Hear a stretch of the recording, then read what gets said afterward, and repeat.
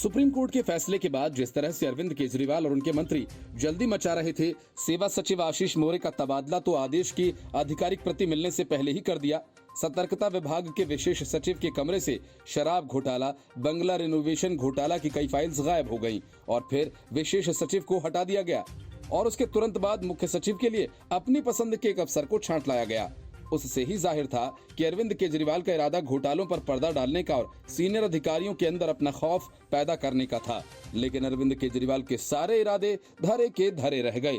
केंद्र सरकार ने अध्यादेश के जरिए सुप्रीम कोर्ट के फैसले को पलट दिया और दिल्ली में अधिकारियों के ट्रांसफर पोस्टिंग के लिए अध्यादेश लेकर आई है।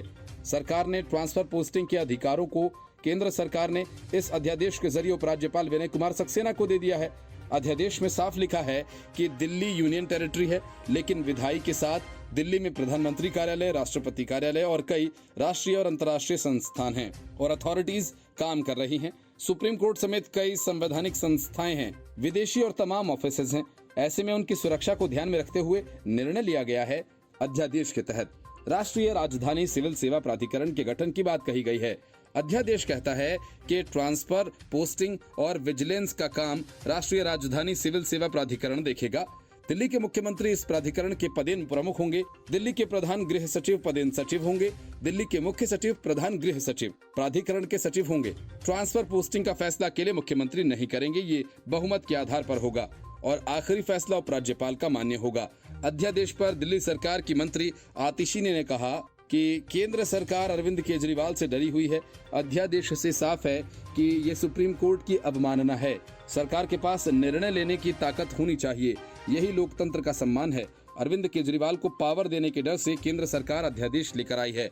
अध्यादेश को लेकर दिल्ली के मुख्यमंत्री अरविंद केजरीवाल ने पहले से ही अंदेशा जताया था। उन्होंने ट्वीट कर कहा था कि उपराज्यपाल साहब कोर्ट के आदेश क्यों नहीं मान रहे, 2 दिन से सेवा सचिव की फाइल पर हस्ताक्षर क्यों नहीं किया। कहा जा रहा है कि केंद्र अगले हफ्ते अध्यादेश लाकर सुप्रीम कोर्ट के आदेश को पलटने वाला है।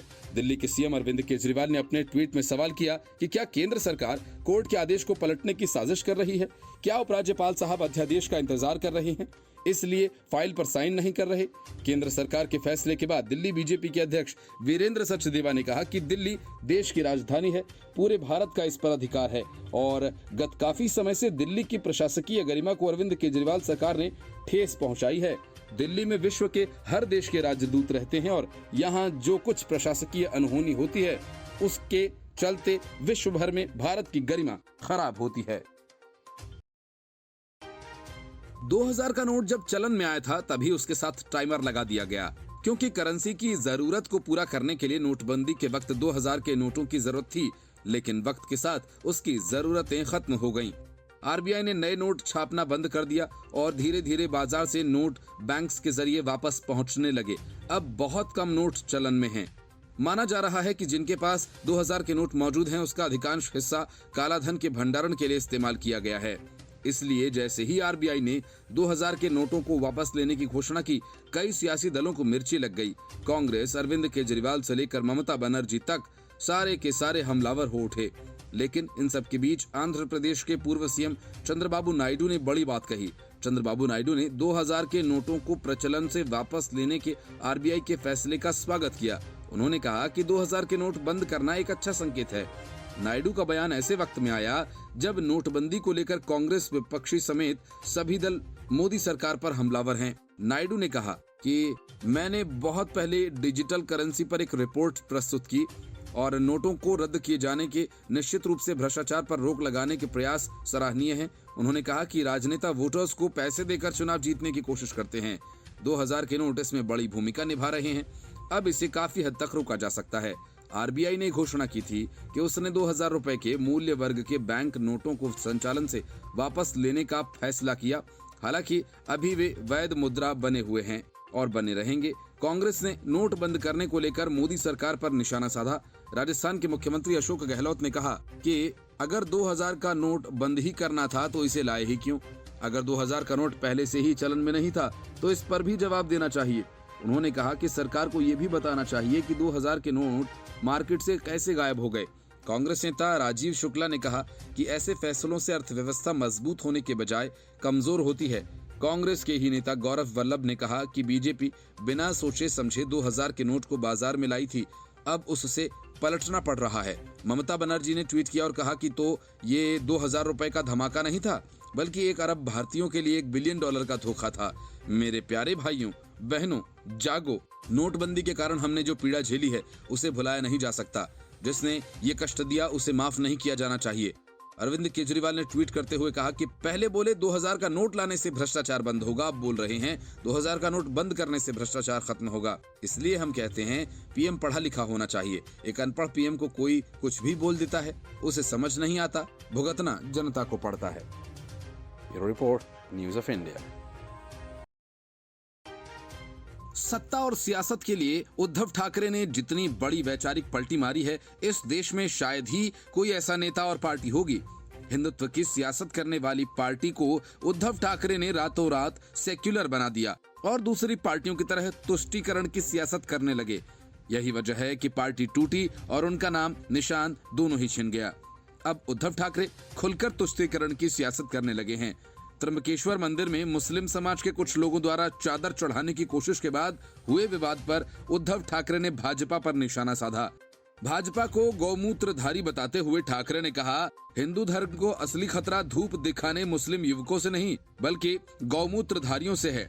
अपने मुखपत्र सामना में लिखे लेख में महाराष्ट्र की पार्टी ने लिखा कि भारतीय जनता पार्टी को ऐसा लगता है कि वही दुनिया में हिंदुत्व का एकमात्र ठेकेदार है। ऐसे स्वघोषित ठेकेदारों ने अपने अधीन उप ठेकेदारों की नियुक्ति करके हिंदुत्व के नाम पर जो कर्कश हंगामा खड़ा किया, उसे देखकर 2 हिंदू हृदय सम्राट वीर तात्याराव सावरकर और शिवसेना संस्थापक बाला साहब ठाकरे भाजपा को श्राप दे रहे होंगे। अपने मुखपत्र सामना में पार्टी ने लिखा, भाजपा का हिंदुत्व गौमूत्रधारी है। त्र्यंबकेश्वर में हिंदुत्व के नाम पर दंगा भड़काकर उसका रिएक्शन पूरे महाराष्ट्र में फैलाने की योजना हिंदुत्व के उप ठेकेदारों ने बनाई थी। इस तरह धूप दिखाने की प्रथा बहुत पुरानी है, लेकिन इस बार उप ठेकेदारों ने इस घटना को भुनाया और मंदिर में मुस्लिमों ने घुसने की कोशिश की। हिंदू धर्म संकट में है का हो हल्ला मचाया। शिवसेना यूबीटी ने आगे लिखा कि खुद को हिंदुत्ववादी आदि कहने वाले बचकाने संगठनों को मंदिर शुद्धिकरण का ठेका किसने दिया। जब तक हिंदुत्व के नाम पर कालाबाजारी की ये दुकानें बंद नहीं होंगी, तब तक हिंदुत्व का मजाक उड़ता रहेगा। हिंदू धर्म को असली खतरा गौमूत्र से शुद्धिकरण करने वालों से है। इन्हीं विचारधारा वाले लोगों के कारण देश गुलाम हुआ था। उद्धव ठाकरे की पार्टी ने अपने मुखपत्र में लिखा कि देवेंद्र फडणवीस ने त्र्यंबकेश्वर में धूप महाआरती मामले की जांच के लिए एक विशेष जांच दल की घोषणा की है, लेकिन इस जांच की कोई जरूरत नहीं थी। जो त्र्यंबकेश्वर में हुआ ही नहीं, उसकी जांच क्यों। सामना में आगे कहा गया कि ये सब उल्टा तरीका है। इससे भी गंभीर बात यह है कि राज्य के गृह मंत्री उतावलेपन में ऐसा करें। जांच करनी है तो गौमूत्र का बैरल लेकर त्र्यंबकेश्वर में हंगामा मचाने वाले हिंदुत्व के उप ठेकेदारों की करनी चाहिए। महाराष्ट्र के नासिक जिले में स्थित भगवान शंकर की 12 ज्योतिर्लिंगों में से एक त्र्यंबकेश्वर मंदिर में मुस्लिम समुदाय के कुछ युवकों ने 13 मई 2023 की शाम को चादर चढ़ाने की कोशिश की थी। इसके बाद से त्र्यंबकेश्वर मंदिर चर्चा में है। घटना के बाद मंदिर का शुद्धिकरण किया गया। स्थानीय मुस्लिमों का कहना था कि ये दशकों पुरानी परंपरा है जिसका वो पालन करते आ रहे हैं। उन्होंने दावा किया कि मंदिर के अंदर जाकर उन्होंने चादर चढ़ाने की कोशिश नहीं की थी, बल्कि सिर्फ दूर से ही धूप और चादर दिखाई थी। इसके लिए नजदीक में स्थित दरगाह के खादिम ने कान पकड़कर माफी भी मांगी है। Bureau report, news of India. Delhi में अधिकारियों के ट्रांसफर पोस्टिंग को लेकर केंद्र सरकार ने सुप्रीम कोर्ट के फैसले को पलट दिया है, जिसके बाद एक बार फिर से दिल्ली और केंद्र सरकार की जंग अदालत की चौखट पर पहुंचने वाली है। अगर दिल्ली सरकार अध्यादेश को चुनौती देने के लिए सुप्रीम कोर्ट में वापस जाती है तो केंद्र को यह साबित करना होगा कि इस मामले में तत्काल कार्रवाई की आवश्यकता थी और अध्यादेश सिर्फ विधायिका में बहस और चर्चा को दरकिनार करने के लिए जारी नहीं किया गया था। अध्यादेश को अदालत में तब चुनौती दी जा सकती है जब एक पक्षकार को यह लगे कि इस अध्यादेश को लागू करवाने के लिए तत्काल कार्रवाई की जरूरत थी या नहीं। सुप्रीम कोर्ट में दिल्ली सरकार के वकील रहे अभिषेक मनु सिंघवी ने केंद्र के अध्यादेश की आलोचना की है। उन्होंने लिखा कि कानून से अनभिज्ञ लोगों द्वारा तैयार किया गया अध्यादेश सिविल सेवा पर दिल्ली सरकार को अधिकार संविधान पीठ ने दिया था, जिसे अध्यादेश के जरिए पलट दिया गया। संघीय व्यवस्था बुनियादी ढांचे के हिस्से को खत्म किया गया। अधिकारियों की जवाबदेही को बिल्कुल उलट दिया गया। मुख्यमंत्री उसकी अध्यक्षता करेंगे जहां उनके पास खुद बहुमत नहीं है। सिंघवी के ट्वीट्स को अरविंद केजरीवाल ने भी रीट्वीट किया है। सिंघवी ने कहा कि संवैधानिक सिद्धांत ये है कि नौकरशाह चुनी हुई सरकार के प्रति जवाबदेह होते हैं, लेकिन आपने नौकरशाहों को अन्य नौकरशाहों का प्रभारी बना दिया। आप कैसे अध्यादेश के जरिए संविधान का उल्लंघन कर सकते हैं? इसे चुनौती दी जाएगी और इसे संसद के जरिए पारित नहीं होने दिया जाएगा। दिल्ली सरकार में अधिकारियों के ट्रांसफर पोस्टिंग के लिए अध्यादेश लाए गए, जिसे लेकर दिल्ली के सीएम अरविंद केजरीवाल ने अंदेशा जताया था। केंद्र ने एक अध्यादेश जारी किया जिसमें यह कहा गया कि दिल्ली के नौकरशाहों के तबादलों को और पोस्टिंग पर अंतिम अधिकार उपराज्यपाल का था, न कि दिल्ली सरकार का। अध्यादेश को राष्ट्रीय राजधानी क्षेत्र दिल्ली सरकार अधिनियम 1991 में संशोधन के रूप में लाया गया है। अध्यादेश के तहत राष्ट्रीय राजधानी सिविल सेवा प्राधिकरण का गठन किया जाएगा, जिसके पास ट्रांसफर, पोस्टिंग और विजिलेंस का अधिकार होगा। दिल्ली के मुख्यमंत्री इस प्राधिकरण के मुखिया होंगे, जिसमें दिल्ली के प्रधान गृह सचिव पदेन सचिव होंगे और दिल्ली के मुख्य सचिव प्रधान गृह सचिव प्राधिकरण के सचिव होंगे। ट्रांसफर पोस्टिंग का फैसला सीएम का नहीं होगा, बल्कि बहुमत के आधार पर प्राधिकरण फैसला लेगा। सीएम की सलाह के बाद उपराज्यपाल का फैसला अंतिम माना जाएगा और वो चाहें तो फाइल को वापस लौटा सकते हैं या उसे मंजूरी दे सकते हैं। इससे पहले 11 मई को सुप्रीम कोर्ट ने दिल्ली सरकार के पक्ष में अहम फैसला सुनाया था। सीजेआई चंद्रचूड़ की अगुवाई में सुप्रीम कोर्ट की 5 जजेस की संविधान पीठ ने आगे कहा कि एलजी के पास दिल्ली से जुड़े सभी मुद्दों पर व्यापक प्रशासनिक अधिकार नहीं हो सकते। एलजी की शक्तियां उन्हें दिल्ली विधानसभा और निर्वाचित सरकार की विधायी शक्तियों में हस्तक्षेप करने का अधिकार नहीं देती। अधिकारियों की तैनाती और तबादले का अधिकार दिल्ली सरकार के पास होगा। चुनी हुई सरकार के पास प्रशासनिक सेवा का अधिकार होना चाहिए। उपराज्यपाल को सरकार की सलाह माननी होगी। Bureau report, news of India. Lok Sabha चुनाव की उल्टी गिनती शुरू हो चुकी है। बिहार के मुख्यमंत्री नीतीश कुमार लगातार विपक्षी एकता के लिए विपक्ष के नेताओं से मिल रहे हैं। उन्होंने हाल ही में नीतीश कुमार जब मुंबई आए तब उनकी मुलाकात शरद पवार और उद्धव ठाकरे से हुई थी। हालांकि महाराष्ट्र से जो खबरें आ रही हैं वह विपक्षी एकता को झटका देने जैसी हैं। महाविकास अघाड़ी में शामिल घटक दलों एनसीपी, शिवसेना, यूटीबी और कांग्रेस के बीच आगामी लोकसभा चुनाव को देखते हुए सीट शेयरिंग को लेकर चर्चा होते ही मतभेद शुरू हो गए हैं। वजह उद्धव ठाकरे हैं, जो 2019 के आधार पर बात कर रहे हैं, जबकि कांग्रेस का कहना है कि कई ऐसी सीटें हैं जो उद्धव ठाकरे की पार्टी बीजेपी की वजह से जीती थी।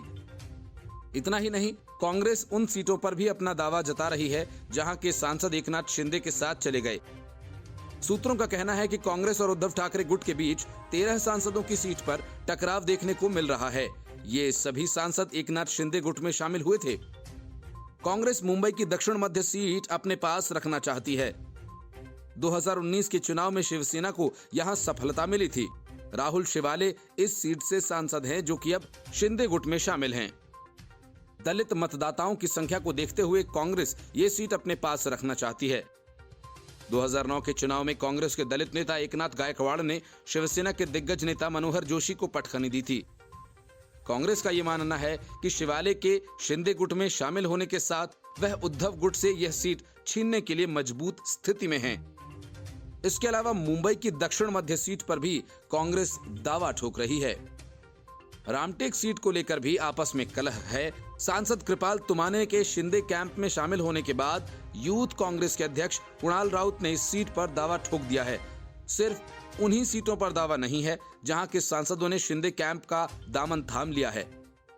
इसके अलावा भी कई ऐसी सीटें हैं जहां विवाद है। कांग्रेस की नजर उद्धव गुट के अरविंद सावंत की मुंबई दक्षिण लोकसभा सीट पर भी है। कांग्रेस इन सीटों पर दावा करने के लिए जो तर्क दे रही है वह यह है कि शिवसेना ने 2019 में भाजपा के साथ गठबंधन के कारण ये सीट जीती थी। कांग्रेस के एक नेता ने कहा कि मुंबई दक्षिण की सीटें कांग्रेस का गढ़ है। शिवसेना को 2019 में सिर्फ इसलिए जीत हासिल हुई क्योंकि यहां पर वह भाजपा के साथ गठबंधन में चुनाव लड़ी थी। अब जब पार्टी टूट गई है तो पुराना अंक गणित नहीं रह गया है। Bureau report, news of India. Siddaramaiah के शपथ ग्रहण समारोह के बहाने कर्नाटक में विपक्षी एकता का जो नाटक कांग्रेस ने किया वह सुपर फ्लॉप साबित हुआ, क्योंकि बाकियों को तो छोड़िए, जो कम्युनिस्ट पार्टियां कांग्रेस के साथ हमेशा चिपकी रहती हैं वो भी नहीं आई। न सीताराम येचुरी आए, न डी राजा आए, न ममता बनर्जी आई। ममता बनर्जी ने जैसा करोगे वैसा भरोगे स्टाइल में अपना प्रतिनिधि भेज दिया। जिन नेताओं को मल्लिकार्जुन खड़गे ने खुद फोन करके आमंत्रित किया था, उनमें से उद्धव ठाकरे नहीं आए। अखिलेश यादव भी विपक्षी एकता की तस्वीर में अपना चेहरा शामिल करवाने से बच गए। बिहार की महागठबंधन की पार्टियों में से तेजस्वी यादव और नीतीश कुमार बुलाए गए थे, वे दोनों पहुंचे। हकीकत यह है कि 2018 में इसी बेंगलुरु में कुमारस्वामी के शपथ ग्रहण समारोह में जितने विपक्षी नेता आए थे, इस बार उससे भी कम आए। दरअसल शपथ ग्रहण समारोह को एकजुट करने के मंच के रूप में भी देखा जा रहा था, क्योंकि आगामी लोकसभा चुनाव में भाजपा को हराने के लिए विपक्षी एकता को दर्शाना जरूरी है। हालांकि कुछ विपक्षी नेताओं को तो न्योता ही नहीं दिया गया। राज्य के नवनिर्वाचित मुख्यमंत्री और उप मुख्यमंत्री के शपथ ग्रहण समारोह में तमिलनाडु के मुख्यमंत्री एम.के. स्टालिन, एमडीएम के प्रमुख कमल हसन, राजस्थान के मुख्यमंत्री अशोक गहलोत, बिहार के मुख्यमंत्री नीतीश कुमार, छत्तीसगढ़ के भूपेश बघेल, हिमाचल के सुखविंदर सिंह सुक्खू शामिल हुए। बिहार के उप मुख्यमंत्री और आरजेडी नेता तेजस्वी यादव, कांग्रेस नेता राहुल गांधी, प्रियंका गांधी वाड्रा भी मौके पर नजर आए। कांग्रेस अध्यक्ष मल्लिकार्जुन खड़गे ने खुद विपक्ष के कई नेताओं को शपथ समारोह में आने का न्योता दिया था। हालांकि न्योते के बाद भी बंगाल की मुख्यमंत्री ममता बनर्जी, समाजवादी पार्टी के अध्यक्ष अखिलेश यादव, शिवसेना यूबीटी के प्रमुख उद्धव ठाकरे, सीपीआई महासचिव डी राजा, सीपीआईएम के महासचिव सीताराम येचुरी समारोह में शामिल नहीं हुए। कई नेता ऐसे थे जिन्हें समारोह में बुलाया ही नहीं गया। उसमें दिल्ली के मुख्यमंत्री अरविंद केजरीवाल, तेलंगाना के केसीआर, केरल के पी विजयन, आंध्र प्रदेश के सीएम जगनमोहन रेड्डी, ओडिशा के मुख्यमंत्री के अलावा बसपा चीफ मायावती और बीजेपी चीफ नवीन पटनायक शामिल हैं। केरल के मुख्यमंत्री पिनरई विजयन को निमंत्रण न देने पर सत्तारूढ़ वाम लोकतांत्रिक मोर्चा ने कांग्रेस की आलोचना भी की। एलडीएफ के संयोजक ईपी जयराजन ने कहा था कि कांग्रेस के इस कदम ने साबित कर दिया कि वह भाजपा के खिलाफ देश की धर्मनिरपेक्ष लोकतांत्रिक ताकतों को एक साथ लाने के मिशन को पूरा नहीं कर सकती है। Bureau report, news of India.